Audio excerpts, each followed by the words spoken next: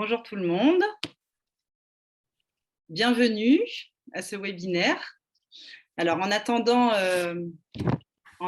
que tout le monde arrive, voilà, je vous souhaite la bienvenue pour ce 10e webinaire organisé par l'IFJR, par l'Institut français pour la justice restaurative, autour du sujet de la justice restaurative et du CJPM. Donc en attendant, je me répète, mais en attendant que tout le monde arrive,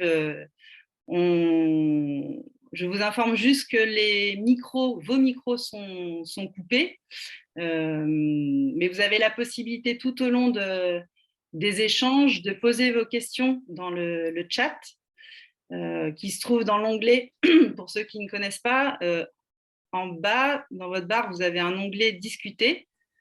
Donc, vous pouvez poser vos questions dans le chat et les collègues de l'IFJR se feront un plaisir de récupérer vos questions, de nous les transmettre et on fera notre possible. Nos intervenants ici présents feront leur possible pour y répondre. Si on n'a pas le temps de poser toutes les questions, de faire un retour sur toutes les questions, on fera une foire aux questions qui sera consultable ensuite, qui vous sera envoyée par mail. Ce webinaire est enregistré également, donc il sera visible, consultable sur YouTube. Voilà, bienvenue à tous. Bonjour. On attend pour démarrer, on va attendre encore quelques minutes, 2-3 minutes, pour que tout le monde arrive et s'installe.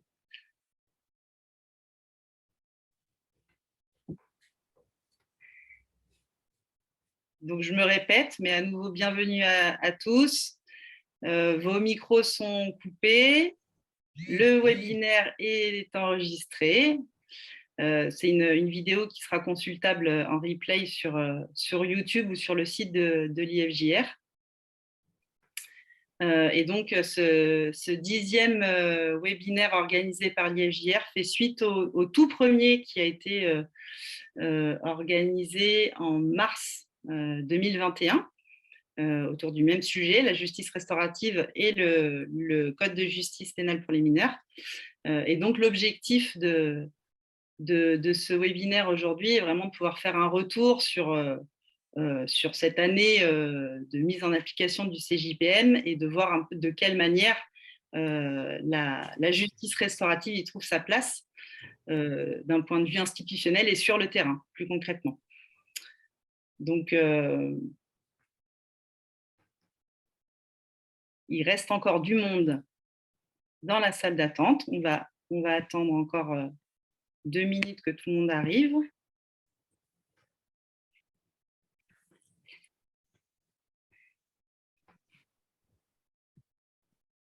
Bienvenue à ceux qui viennent d'arriver.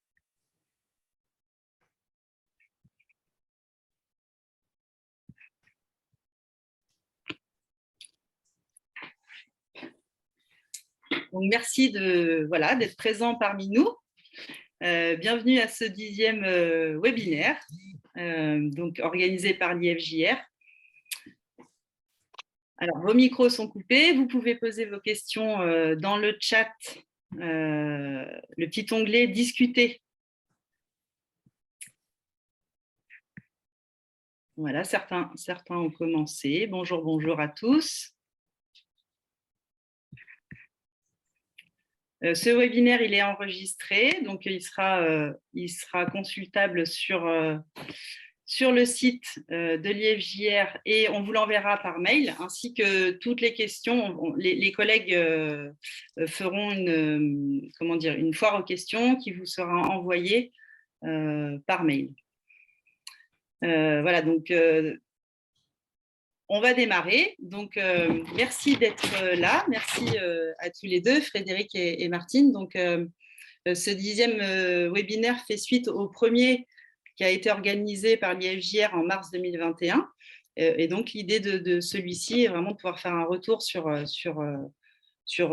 cette année d'application du CJPM et de voir comment la justice restaurative a pu y trouver sa place. Donc, c'est pourquoi nous avons fait le choix de vous inviter tous les deux. Donc, merci Martine Capou d'être parmi nous. Donc, Martine, tu es éducatrice à la PJJ au STEMO de Carpentras et référente justice restaurative. Merci Frédéric Durand d'être également parmi nous. Donc, tu es directeur du STEMO, donc Service territorial éducatif en milieu ouvert de Saint-Denis, donc à l'île de la Réunion. Je vais vous laisser la parole. Encore merci à tous les deux et merci à vous tous d'être parmi nous aujourd'hui. Voilà. Moi, je suis Émilie Leport, j'ai juste oublié de me présenter. Donc, je suis coordinatrice de l'antenne à La Réunion pour les mineurs depuis 1 an. Voilà. À vous la parole. Très bien, merci. Merci, Émilie. Frédéric Durand, directeur du STEMO de Saint-Denis-la Réunion, où la justice restaurative est en train de se mettre tout doucement en place. Donc, pour commencer ce webinaire et dans la suite du premier, je vais vous faire un rapide rappel historique sur comment la justice restaurative a été mise en place auprès de publics mineurs. Et puis ensuite, je laisserai Martine plutôt vous parler de sa déclinaison sur le terrain, puisqu'ils sont bien engagés à Carpentras sur cette question auprès de notre public.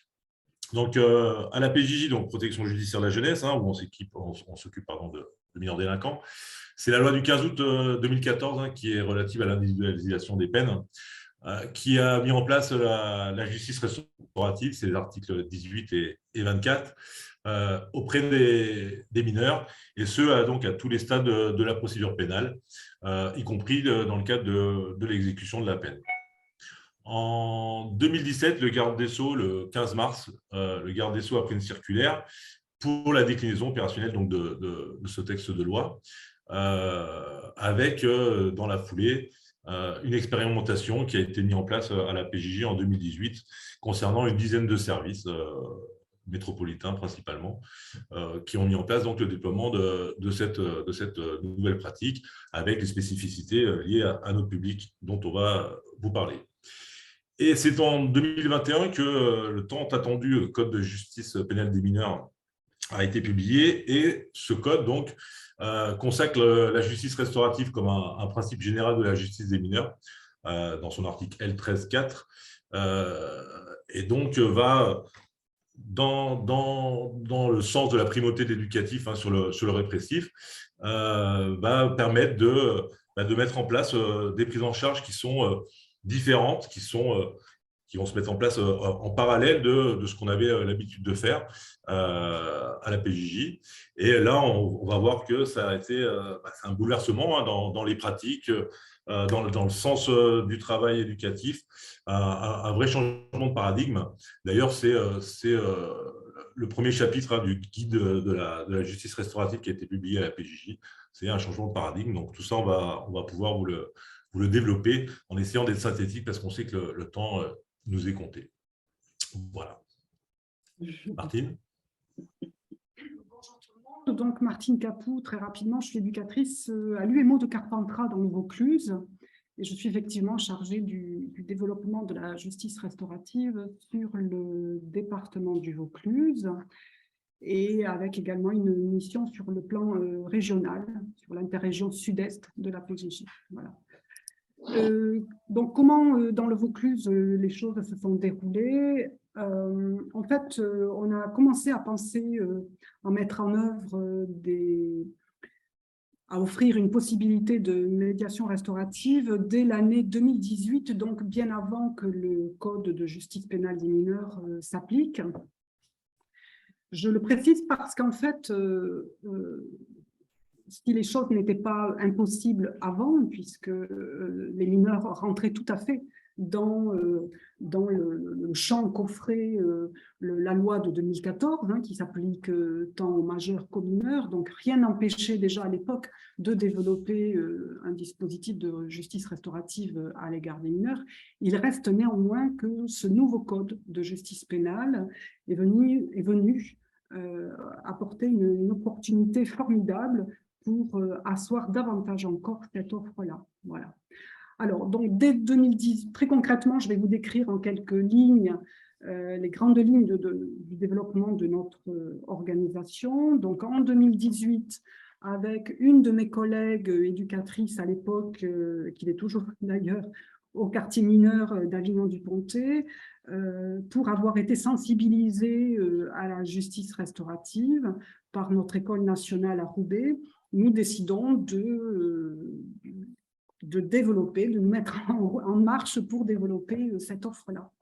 Et là, je le précise parce qu'il me semble que c'est une des conditions favorables pour développer ce type de dispositif. On a tout à fait le soutien de notre institution, de notre direction territoriale. Donc déjà là, ce que je souligne, c'est qu'en fait, pour qu'un dispositif se mette en œuvre, les facteurs les plus favorisants sont à la fois la dynamique de terrain, des personnels de terrain, et à la fois la consolidation par l'institution. Donc dès le départ, la direction territoriale PJJ du Vaucluse s'engage pour financer, pour laisser du temps à l'organisation de ce dispositif. Et l'autre paramètre qui rentre en ligne de compte chez nous, c'est le fait que l'association d'aide aux victimes locales, donc du Vaucluse, avait déjà une antériorité de pratique dans la justice restaurative vis-à-vis des majeurs, avec le SPIP, et nous avons eu finalement comme un boulevard pour déployer ce qu'on souhaitait faire vis-à-vis des mineurs. Donc très tôt, on a travaillé avec l'association d'aide aux victimes, avec des salariés et des bénévoles qui étaient formés ou avec qui on s'est formé. Et tout ça, petit à petit, a constitué ce qu'on appelle aujourd'hui l'équipe justice restaurative du Vaucluse, constituée aujourd'hui d'une douzaine de personnes à peu près, donc 3 éducatrices maintenant de la PJJ, 2 psychologues de la PJJ, 6 membres de l'association d'aide aux victimes locale, et puis viennent renforcer de façon essentielle le travail que nous menons, la coordinatrice de l'IFJR pour notre région, et également une psychologue qui a participé quasiment depuis le début à notre dispositif et qui assure la supervision clinique. Voilà.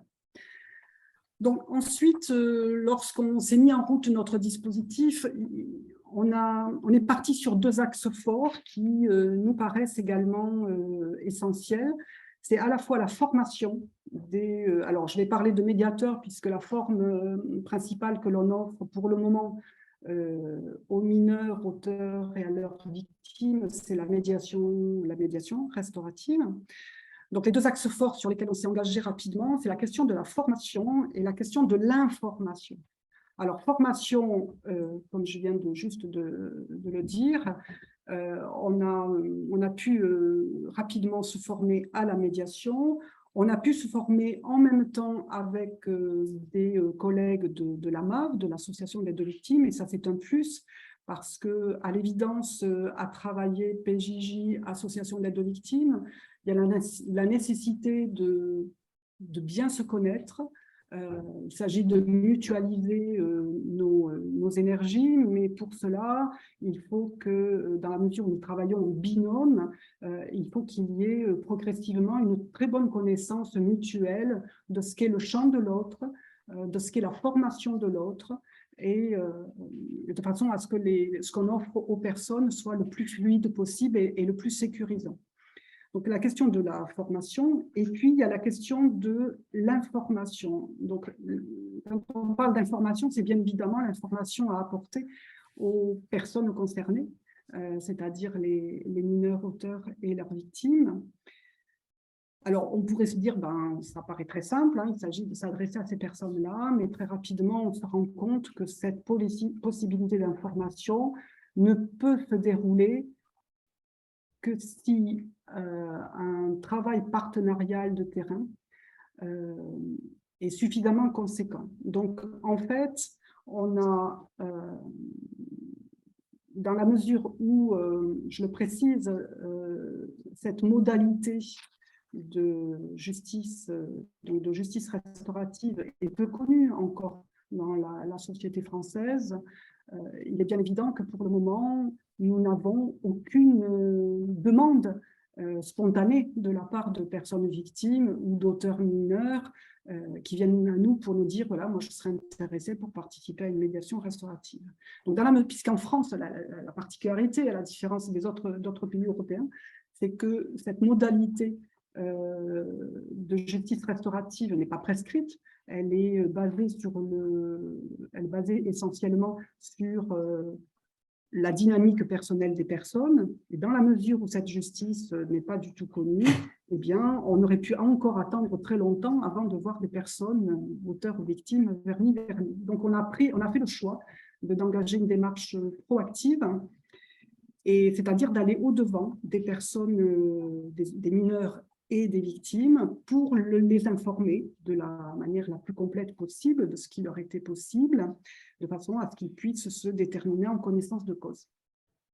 Et pour pouvoir informer ces personnes-là, on a besoin, bien évidemment, de tous les services qui, peu ou prou, sont en contact avec ces personnes-là. Et quand on pense aux mineurs, bien évidemment, on pense notamment au service PJJ, au sens large, service public et service associatif, ce qui fait que nous avons passé beaucoup de temps et c'est toujours en cours et c'est toujours nécessaire, nous avons fait le tour des unités de PJJ du territoire. Nous avons également contacté un certain nombre de services associatifs pour les informer de ce que nous pouvions proposer au public qu'ils rencontraient. Concernant les victimes, j'en parlerai un peu plus tard, mais concernant les mineurs, cette nécessité de s'appuyer sur les institutions, les services qui ont des contacts avec ces mineurs-là est indispensable. En d'autres termes, on ne peut pas développer un dispositif de justice restaurative tout seul dans son coin. Voilà, ça nécessite un fort travail, un ancrage territorial et partenarial. Voilà. Donc, nous rencontrons le plus souvent possible et régulièrement des mineurs qui soit dont les coordonnées nous sont communiquées par les services PJ. Mais aujourd'hui, avec la mise en œuvre du CJPM, nous avons décidé aussi d'engager les choses par un autre biais qui consiste à associer les magistrats concernés par ces mêmes mineurs, c'est-à-dire les juges des enfants et le parquet mineur. Sur Carpentras, on est en cours d'expérimentation avec une magistrate, substitut des mineurs, qui a bien voulu nous recevoir pour qu'on puisse lui expliquer ce que c'était que cette offre restaurative et ce qu'on souhaitait faire. Et aujourd'hui, dans le cadre de son activité d'orientation de la procédure, dans son activité également de saisine des services de la PJJ, elle conduit, elle mène la procédure de la même façon, enfin, je veux dire ça, de façon très classique, telle que c'est prévu dans les textes, mais en même temps, elle indique tant aux services qu'aux personnes concernées que la possibilité d'une médiation restaurative est tout à fait possible, dans le sens où il y a un auteur et une victime physique. Cette volonté d'associer les magistrats nous paraît aujourd'hui indispensable aussi. On est vraiment convaincus que les magistrats ont leur part à prendre dans la connaissance de la justice restaurative et dans le développement de cette offre-là. Nous avons également rencontré les juges des enfants du tribunal judiciaire d'Avignon. J'ai oublié de préciser que sur le Vaucluse, il y a 2 juridictions, Avignon et Carpentras. Donc, nous avons rencontré les juges des enfants d'Avignon pour leur proposer que l'information à apporter aux victimes et aux mineurs puisse être faite à l'occasion des audiences tenues par ces magistrats. Alors, pour ceux qui connaissent le Code de justice pénale des mineurs, c'est soit à l'occasion d'une audience d'examen de la culpabilité, ou bien soit lors de l'audience de sanction. Pour être honnête, ce travail-là commun avec les magistrats n'est pas du tout achevé, hein, il débute même. Mais si j'en parle aujourd'hui, c'est parce que ça représente un axe très très fort du travail qu'on souhaite mener là, dans les mois qui viennent. D'autant que, parce qu'on pourrait me dire, il n'y avait pas besoin d'attendre le CJPM pour engager des choses comme ça. Le CJPM a permis de rendre lisible, d'asseoir de façon encore plus forte cette offre accessible aux personnes concernées. Et dans la mesure où ça figure comme un principe, comme l'a rappelé Frédéric, comme un principe général de la justice des mineurs, il nous semble indispensable que ce principe-là se concrétise très, très fortement. Voilà en gros ce que je peux dire. Donc, ce qu'il faut peut-être retenir donc, pour le Vaucluse, c'est cette volonté d'aller au-devant des mineurs et de leurs victimes pour les informer de ce droit à bénéficier d'une mesure, comme on dit, même si le mot n'est pas tout à fait impropre, mais d'une mesure de justice restaurative. Et à partir de là, à partir de cette information que l'on veut la plus complète possible, quitte à ce qu'elle se déroule sur plusieurs entretiens, plusieurs rencontres, à partir de là, les mineurs peuvent se décider en connaissant leur cause et sachant également que même s'ils disent oui à un moment donné, ils peuvent arrêter à tout moment. Voilà. Et donc, nous offrons la même information aux victimes, aux personnes qui ont été victimes dans les faits dans lesquels ils sont impliqués. Voilà. Merci. Martine, je vais rebondir avant de passer un peu sur les spécificités. Je vous parlais de la justice restaurative pour les mineurs. Revenir 2 secondes sur cette question des magistrats qui est centrale.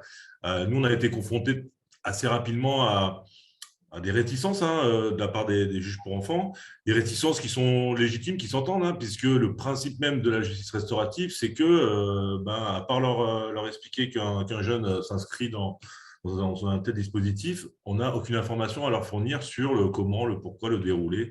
Voilà.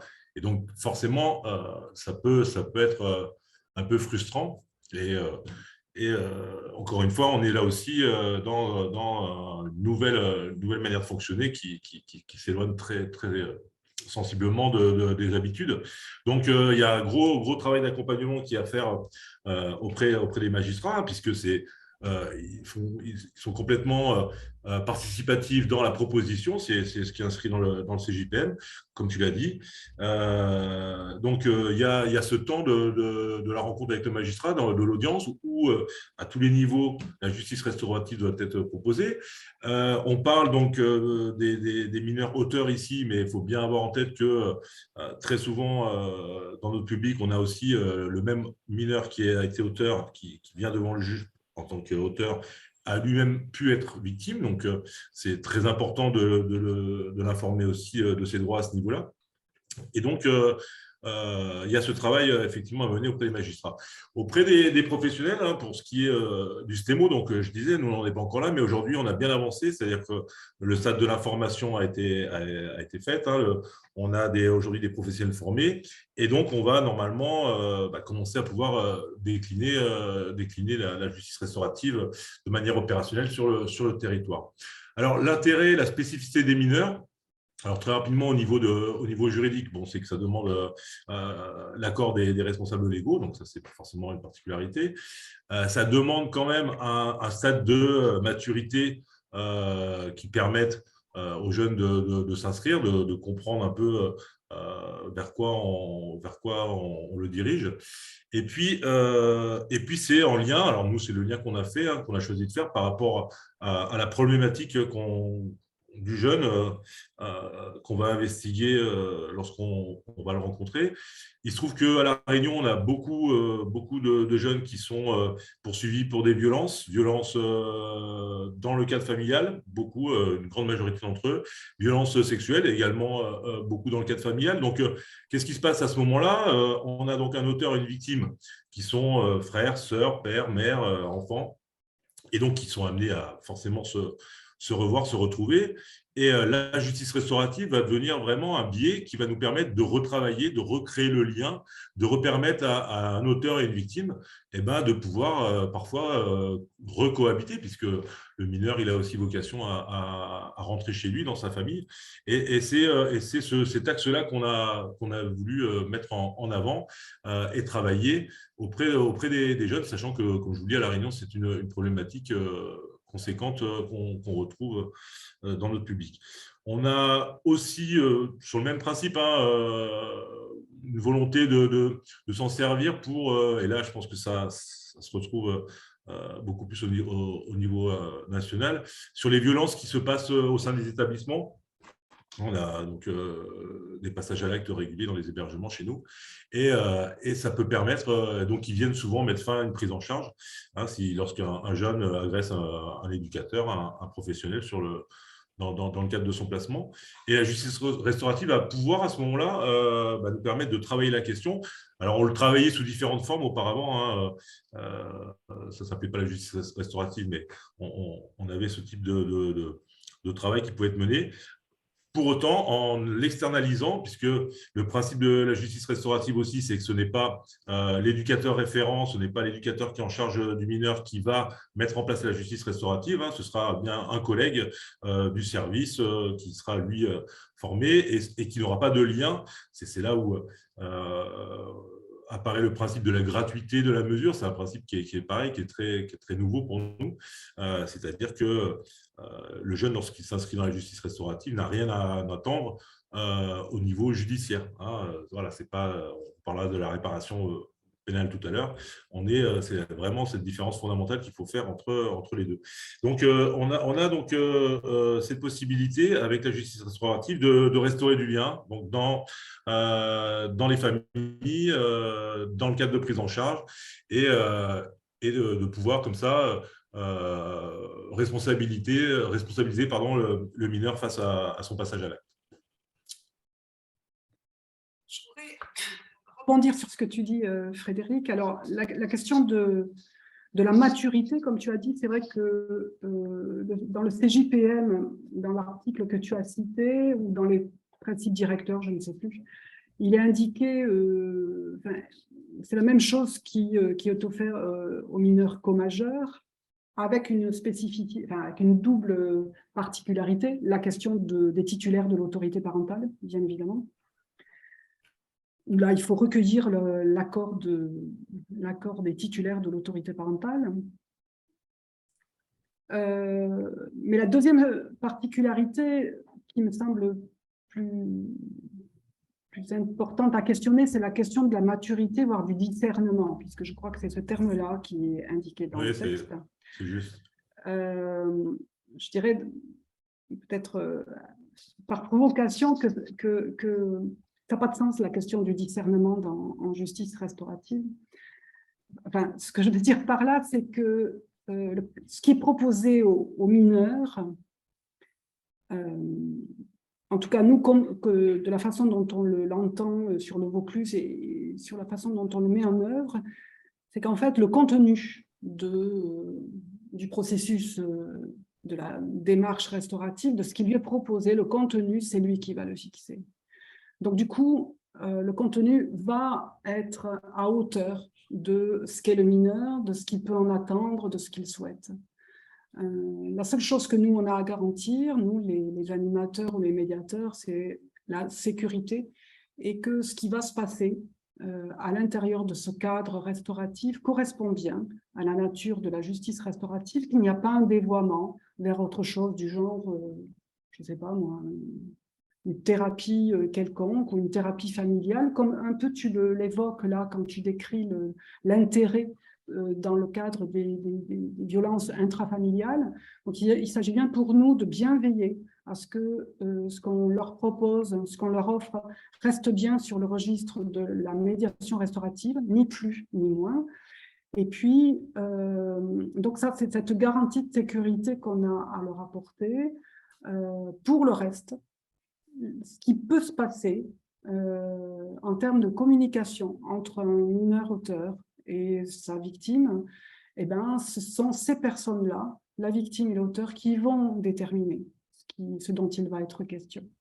Donc, du coup, on pourrait presque se dire que la question du discernement ou de la maturité ne se pose quasiment pas, dans le sens où c'est à nous adapter à ce que souhaite en faire le mineur.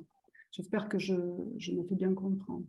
Ensuite, concernant les faits concernés par cette offre restaurative, nous, dans le Vaucluse, on a, dès le départ, considéré que nous n'avions aucun filtre à poser, de profil à évoquer.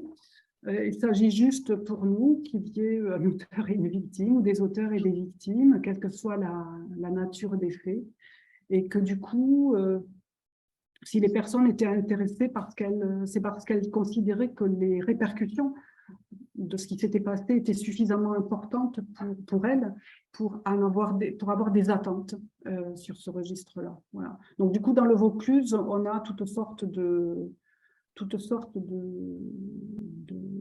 nature de faits. Bien évidemment, puisqu'il s'agit de mineurs, il y a beaucoup de violences, de vols avec violence, d'atteinte aux personnes, mais avec, on pourrait considérer une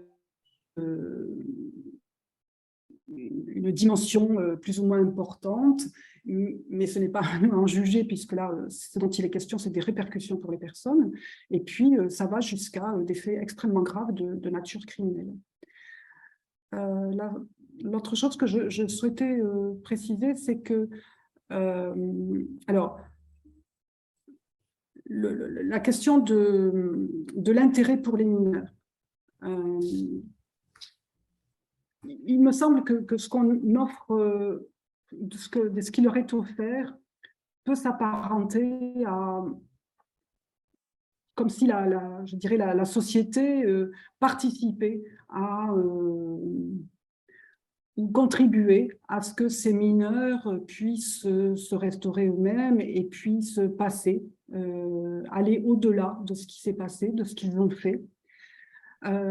Certes, le procès pénal permet de répondre à un certain nombre de questions, mais en tout cas, il ne permet pas, ou il ne permet plus, je ne sais pas trop comment dire, mais il ne permet plus d'offrir une attention particulière aux répercussions individuelles, vraiment personnelles, voire assez profondes, que les événements, que les faits en question ont pu produire pour chacun des personnes concernées. Et l'intérêt pour là je parle de ma place d'éducatrice PJJ, l'intérêt pour la PJJ de contribuer, de participer au développement de la justice restaurative aujourd'hui, est bien parce que l'époque a changé, parce qu'il y a une forte attente de la part des personnes victimes, on le voit avec l'importance compris les associations d'aide aux victimes, et puis parce qu'aussi la société, d'une certaine façon, est très exigeante envers les mineurs, et en particulier les mineurs qui ont commis des actes de délinquance, comme on dit les délinquants. Et bien, du coup, la PJJ a participé à cette offre particulière qui peut aider ces mineurs-là à retrouver une certaine estime d'eux-mêmes et à aller au-delà, à dépasser les faits pour lesquels ils ont été poursuivis ou inculpés. Voilà, donc moi, ou sanctionnés. Pour moi, je trouve que la PJJ qui s'est construite à l'origine, effectivement, avec un focus essentiel sur les mineurs auteurs, se doit aujourd'hui de s'ouvrir et de participer à ce mouvement qui aujourd'hui inclut les victimes, les personnes qui ont été victimes. Voilà. Je rejoins cette nouveauté, alors qu'il ne devrait pas en être une, hein, mais on parle de notre réalité, hein, où la victime, comme ça, d'un coup, on a l'impression qu'elle réapparaît avec le CJPM, ce qui est évidemment faux, mais dans les pratiques, en tout cas, c'est une réalité. L'autre difficulté, l'autre spécificité, l'autre bouleversement qui vient avec la justice restaurative et donc le code de justice pénale des mineurs qui l'inclut, c'est un rythme différent. C'est voilà, des mesures de justice restaurative qui n'ont rien de commun avec le déroulé aujourd'hui très scandé de la procédure, hein, qui est donc bien établi dans le code de justice pénale des mineurs. Je l'ai dit en introduction, hein, cette justice restaurative, elle peut être mise en place à tous les stades de la procédure. Et alors, la spécificité, c'est qu'elle peut aussi se poursuivre à l'issue de la procédure. Donc ça aussi, c'est très, très, très nouveau pour nous.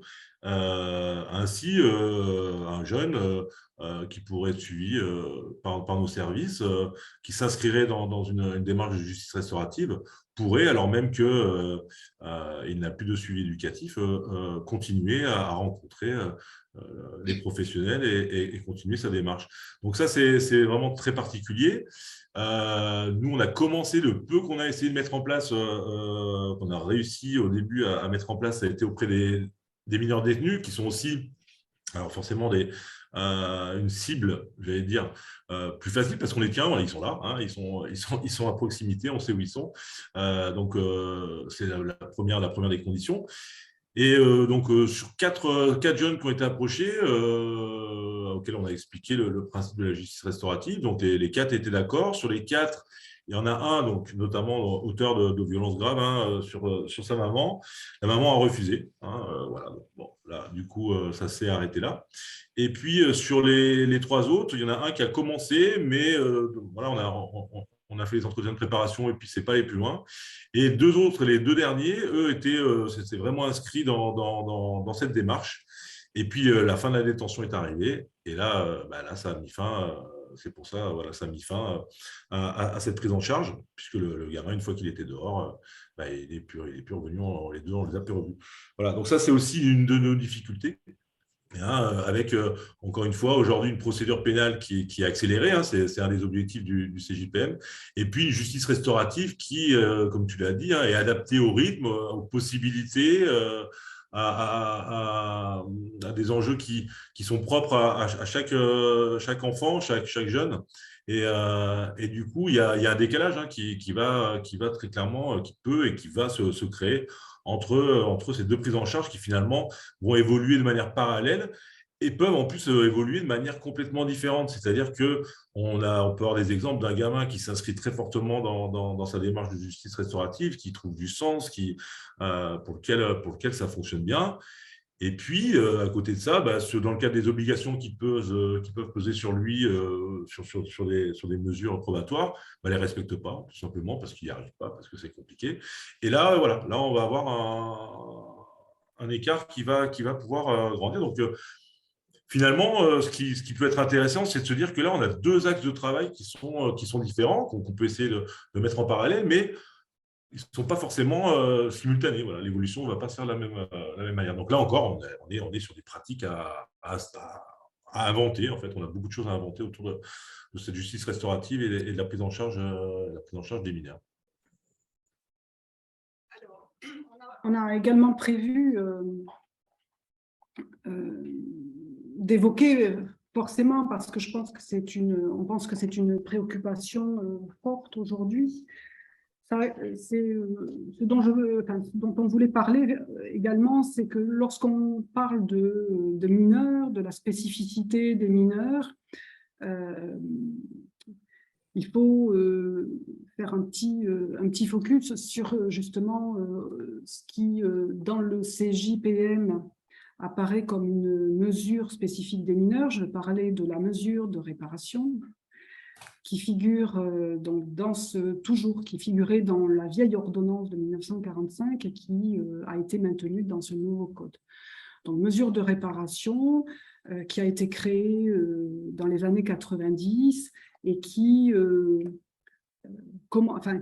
indiquait déjà à ce moment-là que la question de la relation finalement entre l'auteur et la victime était une question importante à prendre en compte et qui devait permettre au mineur qui pouvait lui donner l'opportunité de développer son sentiment de responsabilité vis-à-vis de la personne.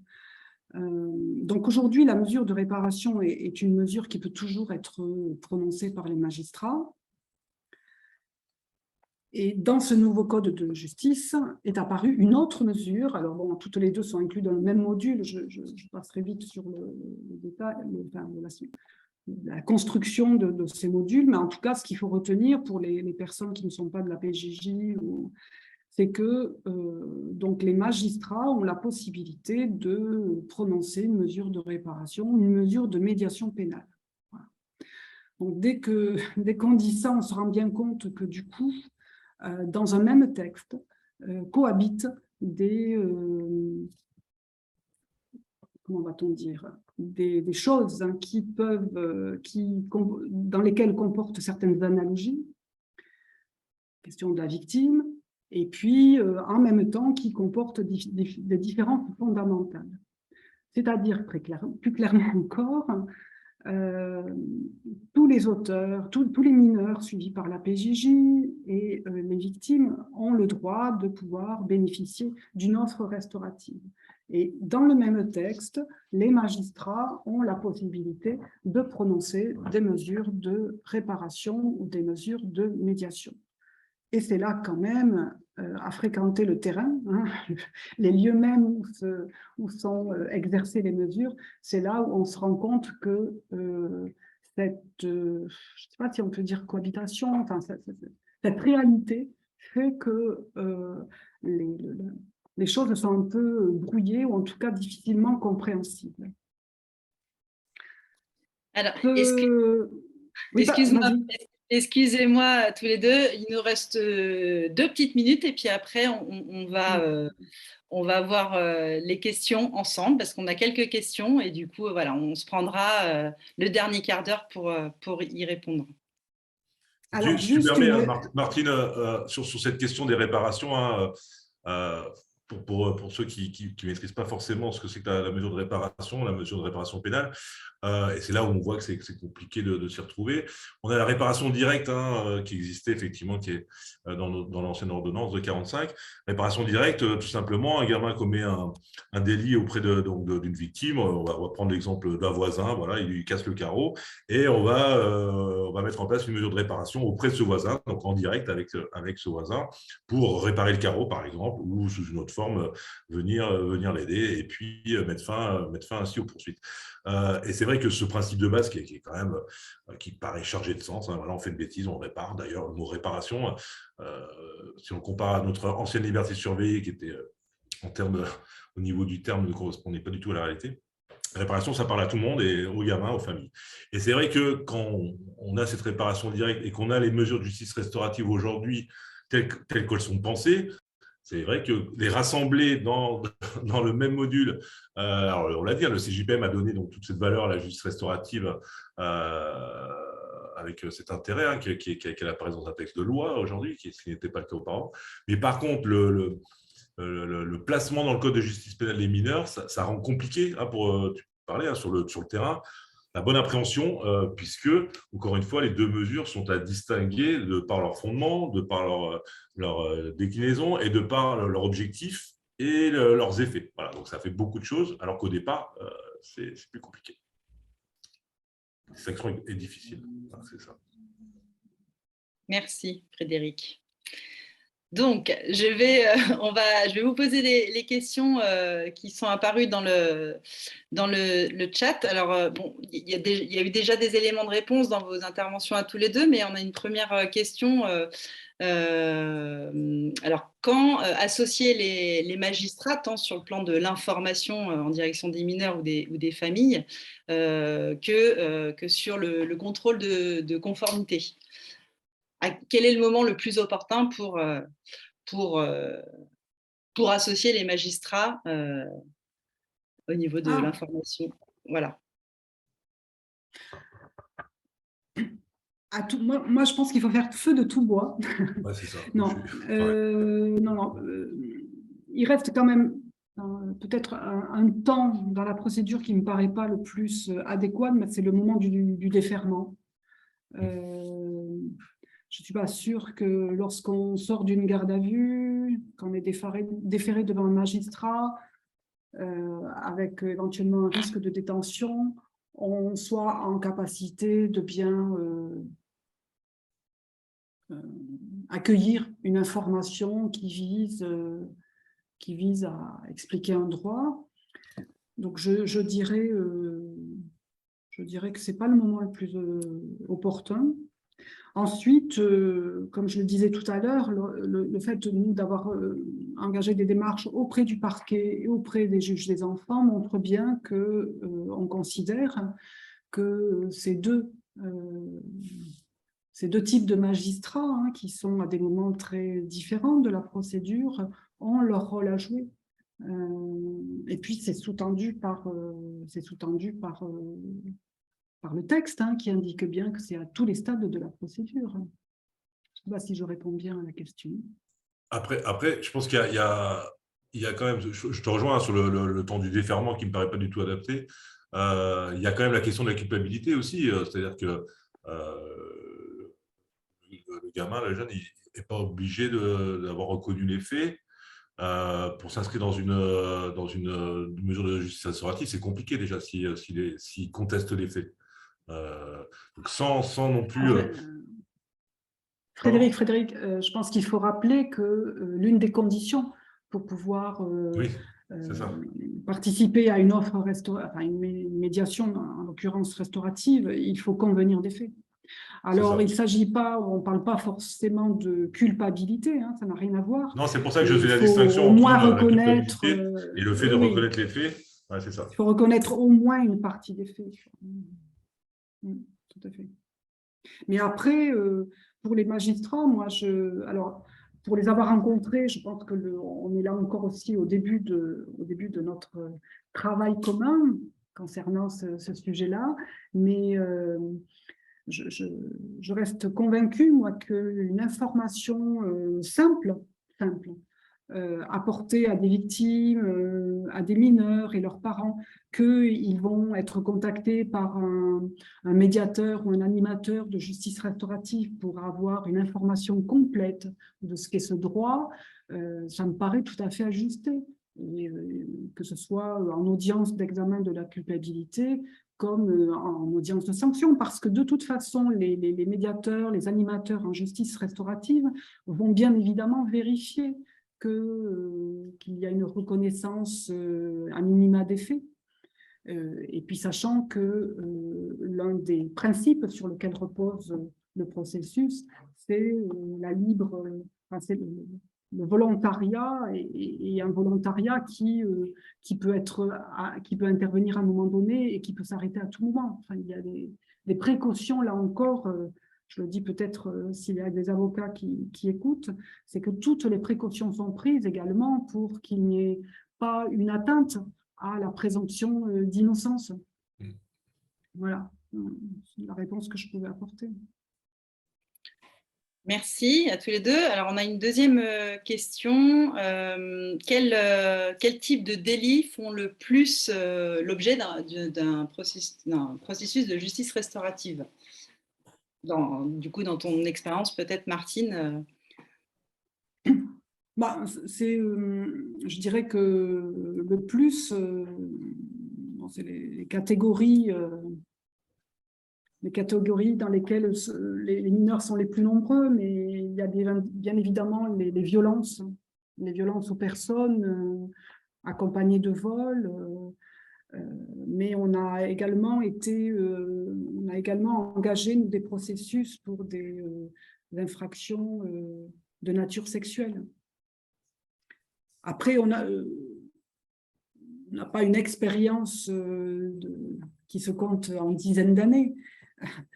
Notre expérience, pour le moment, concrète, est à l'échelle de 2 années. Mais on a vraiment est représentatif le panel des infractions dans lesquelles on retrouve le plus de mineurs. Sachant qu'il faut que la, pardon, excuse-moi Martine, sachant que il faut que la victime soit identifiée et soit physique.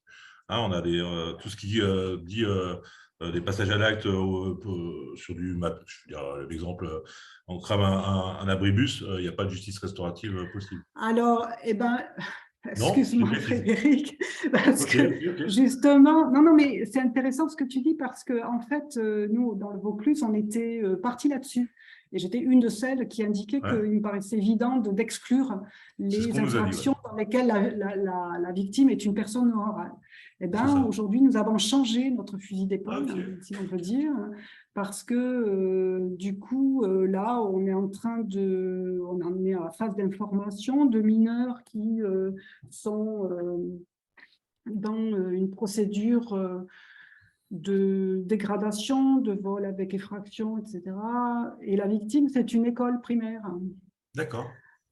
Donc, on voit bien que c'est une personne morale, sauf qu'il y a des personnes vraies, physiques, à l'intérieur de cette école qui, sans nul doute, ont subi des répercussions de ces faits. Voilà. Donc, aujourd'hui, on s'est un peu plus ouvert, nous, dans le Vaucluse, et on n'exclut pas d'offrir une forme de justice restaurative dans ces faits-là, sachant que, j'en profite au passage pour signaler qu'on est largement aidé et soutenu aujourd'hui par un service belge particulièrement expérimenté en la matière qui s'appelle le GACEP. Voilà. J'en profite pour les saluer s'il y a des personnes du GACEP parmi les présents au webinaire. Merci. Alors, tu as une autre, Martine, une question pour toi. Est-ce que tu as une décharge d'activité pour exercer la justice restaurative? Et si oui… Oui, le Vaucluse, ça, il faut… Si vous voulez savoir comment… Donc oui, j'ai une décharge, elle est aujourd'hui entière. Je suis exclusivement… Mon activité quotidienne est orientée exclusivement sur le dispositif restauratif. Je vous encourage à tous ceux qui souhaitent savoir comment c'est possible de vous adresser à mon directeur territorial et il vous expliquera que c'est tout à fait possible dès lors qu'on décide de l'inscrire dans la politique territoriale de la PJJ. Voilà. Mais oui, j'ai une décharge complète. Et je salue Séverine du GACEP puisque je vois qu'elle est effectivement présente. Je me permets. Merci pour ta réponse, Martine. On a d'autres questions encore. Alors, est-ce que vous vous occupez aussi des auteurs majeurs qui ont des victimes mineures? Alors, dans le Vaucluse, non, parce que dès lors que l'auteur… Enfin, je dis non, mais c'est un peu faux. A priori, on n'intervient pas auprès des auteurs majeurs puisque sur le Vaucluse encore, il y a un dispositif assuré par le SPIP et par l'association d'aide aux victimes, la même association d'aide aux victimes qui à la fois est sur le registre majeur et mineur. Donc il y a le SPIP et cette association, la MAV, qui offre 2 formes de justice restaurative pour les auteurs majeurs qui sont donc les rencontres condamnées victimes, détenues victimes, c'est un mix, et également des médiations. Je les salue au passage, le SPIP, parce que Ils nous ont grandement aidés de par leur antériorité à construire notre propre dispositif. Mais je disais tout à l'heure que c'est un peu faux parce que il peut se produire, et ça s'est produit, que des auteurs mineurs rencontrés eh bien, poursuivent, comme l'évoquait Frédéric, en poursuivent avec eux, même une fois devenus majeurs. Voilà. Nous, c'était le cas, par exemple, d'un des mineurs que j'ai cité qui était en détention, qui ensuite est passé majeur, toujours en détention. Donc, on a poursuivi, mais après, il est sorti et après, on l'a plus revu. Merci. Donc, une autre question. Informez-vous également les avocats de cette démarche restaurative pour qu'ils puissent à leur tour sensibiliser efficacement leurs clients avant même l'audience? On aimerait beaucoup les sensibiliser. Très honnêtement, notre travail à l'égard des avocats est encore très balbutiant. On en a rencontré quelques-uns sur le barreau d'Avignon. On avait des contacts avec une avocate sur le barreau de Carpentras. Et tout ça n'est pas aujourd'hui encore très solide. Donc du coup, on en est au début de ce travail également indispensable avec les avocats, bien évidemment, qui ont leur part également à jouer, à avoir pour informer de ce droit les personnes, et notamment les auteurs, mais également les victimes. Et puis, je compléterai ma réponse en indiquant que pour certaines victimes, dans deux situations, nous avons contacté les avocats pour des raisons bien particulières, estimant que c'était important que les avocats puissent contribuer à la compréhension par les personnes victimes de ce qui leur était proposé. Voilà. Donc, il nous arrive de contacter les avocats pour expliquer ce qu'on propose aux personnes. Et dans ces deux cas-là, c'était pour des personnes victimes. De notre côté, à la Réunion, on avait fait un travail en 2017 de conventionnement avec le barreau de Saint-Denis notamment, enfin tripartite avec le tribunal, pour la constitution d'une sorte de pool d'avocats spécialisés mineurs, enfin, en tout cas qui avaient une sensibilité particulière pour les mineurs, et qu'on avait donc accompagné, formé à la justice des mineurs.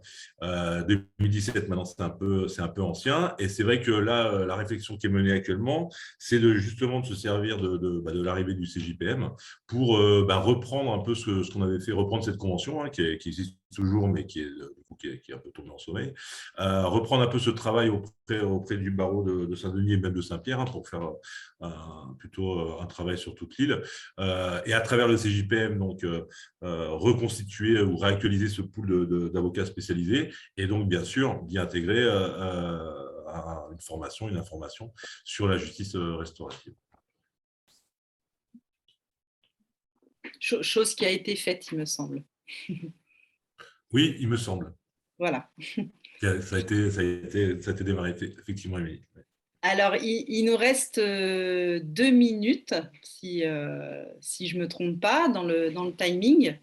Donc, je vais juste vous poser une dernière question concernant la manière dont vous sensibilisez les familles des mineurs, vous informez les familles des mineurs au processus de justice restaurative. C'est vraiment pas une réponse de Normand, mais on s'adapte. Il y a des mineurs qu'on contacte directement sur leur portable et on convient d'un rendez-vous pour les informer. C'est souvent le cas lorsque le collègue éducateur PJJ a pu informer le mineur qu'il allait être contacté par un médiateur. Ça, très honnêtement, je dirais que c'est l'idéal parce que lorsque le collègue référent du mineur peut avoir prévenu le jeune, on voit bien qu'il y a une espèce de fluidité. D'où l'importance d'être aussi dans une certaine proximité avec les services PJJ. Et donc, à ce moment-là, soit suivant ce que souhaite le jeune, hein, il s'agit juste d'une information, donc là, on n'en est pas à un stade où la confidentialité doit s'exercer, il s'agit juste d'informer de ce qui est proposé. Donc, du coup, certains mineurs souhaitent être seuls, d'autres souhaitent être accompagnés avec un parent ou les deux. Donc, à ce stade-là, on s'adapte. On s'adapte même pour le lieu, c'est le jeune, seul ou pas seul, qui va indiquer là où il souhaite être rencontré. Donc, c'est soit dans un service PJJ, soit chez lui, soit il nous est arrivé de rencontrer des jeunes dans un CCAS, un service de l'aide sociale à l'enfance, enfin, vraiment tout lieu. La seule condition, c'est que le lieu puisse offrir une tranquillité, une confidentialité éventuelle. Voilà, donc c'est ce sur quoi on s'assure. Mais ensuite, en tout cas pour le premier échange et le stade de l'information, on rencontre le mineur soit seul, soit avec ses parents. Mais si on a rencontré le mineur seul et qu'il souhaite poursuivre et qu'il est d'accord pour nous rencontrer à nouveau, à ce moment-là, il sait déjà qu'on devra informer ses parents également. Merci. Merci, Martine. Bon, non, je peux pas. Je peux pas. Juste dire que nous, la question, c'est marrant parce qu'on l'a posée en réunion pas plus tard qu'hier, parce qu'on fait tous les mois un point sur la justice restaurative, et que la question d'aborder la justice restaurative dans le cadre du DIPC, pour ceux donc le document individuel de prise en charge qu'on présente au mineur à sa famille lors du premier entretien, paraît pas le moment le plus pertinent de par déjà le nombre d'informations conséquentes qui sont données dans cet accueil-là. Donc, on y travaille. Le CJPM, c'est aussi la refonte de tous les projets de services et de fonctionnement des établissements qui est en cours, hein, du coup. Donc, c'est dans ce cadre-là qu'on va aussi travailler cette question du camp, en fonction aussi des possibilités, mais en essayant de l'élargir, comme l'a dit Martine, le plus possible. Voilà, je ne vais pas perdre, je sais que… Merci Frédéric. Et ben, merci à tous les deux, vraiment chaleureusement pour vos interventions. Merci, je tiens vraiment à remercier tous les participants à ce webinaire. Je vous dis au prochain webinaire dont je n'ai pas la date. Toutes les questions qui n'ont pas pu être évoquées ici durant ces temps d'échange vont être reprises dans la foire aux questions, vous sera transmise. Et puis en espérant que ce webinaire créera de nouvelles connexions interservices ou partenariales, toujours dans l'espoir de permettre aux mineurs d'accéder à ces espaces de dialogue qu'offre la justice restaurative. Voilà, donc encore merci à tous les deux, merci à vous tous et au plaisir. Merci à vous. Au revoir. Au revoir. Au revoir.